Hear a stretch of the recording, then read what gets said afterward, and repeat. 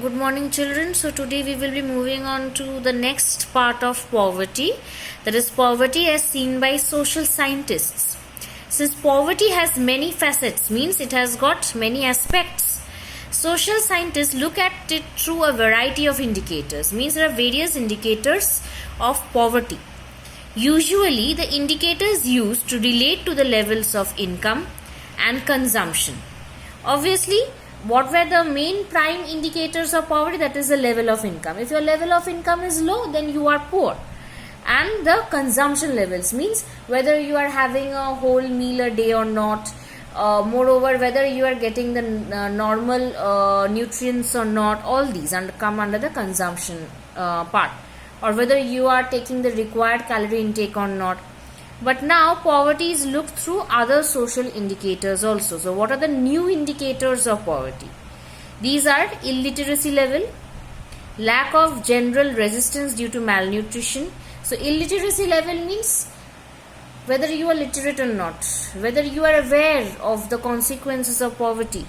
Lack of general resistance to malnutrition means when you are malnourished, means you don't have the required nutrient intake.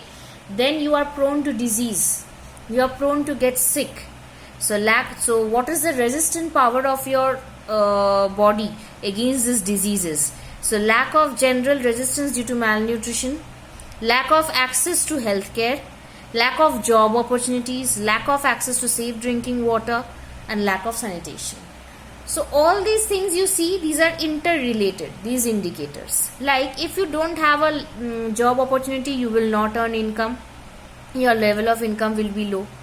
Your consumption level will be low. But if you start from illiteracy level, see, if you are not educated properly, if you have not gone to school and all, if you are illiterate, you will not get a good job. Your level of income will be low. Your consumption level will be low.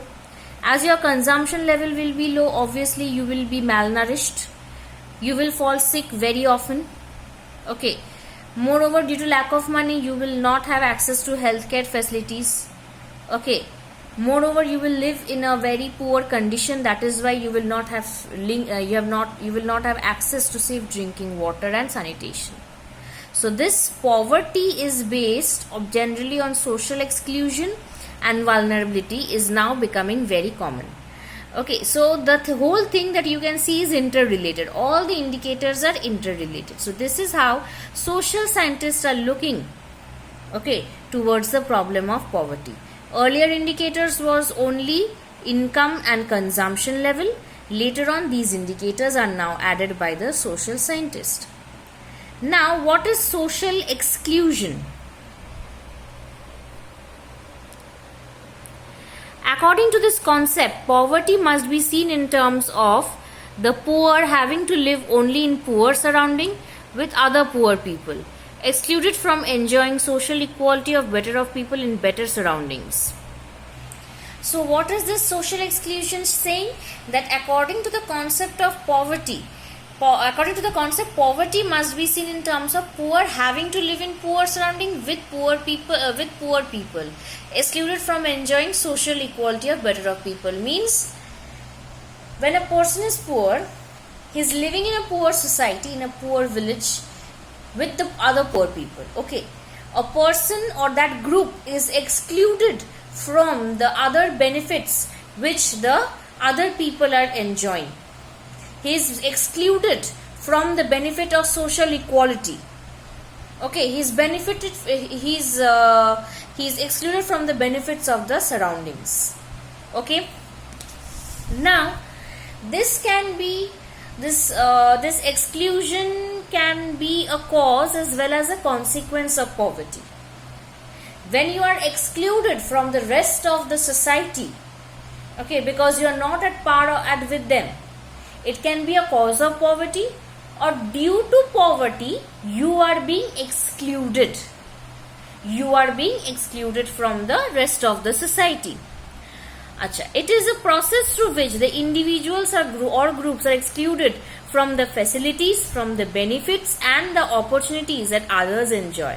So it is a process. The social exclusion is a process by which the group or by which the people, that is a group of people or individuals, are excluded from the benefits and facilities, okay, from the benefits and facilities that the other people enjoy. A typical example is the working of the caste system in India. Obviously we know, in which the people belonging to certain castes like the Shudras, okay, or the SC, STs, OBC, means the lower caste, they are excluded from the equal opportunities which the upper caste enjoy, like the Brahmins, the Kshatriyas, those they enjoy which facilities the lower caste like the Shudras are excluded from those benefits. So social exclusion thus may lead but can cause more damage than having a very low income. So social exclusion can bring much more damage than lower income. Why? When you are socially excluded by other people, it affects your mind, it affects your thinking that they are excluding us. Okay, it makes you sad. Okay, so low income is obviously a criteria which makes you poor, but this social exclusion, it affects your mentality, it affects your thinking, it affects your capability to work more hard, to come up, okay, and thus makes you more and more poor.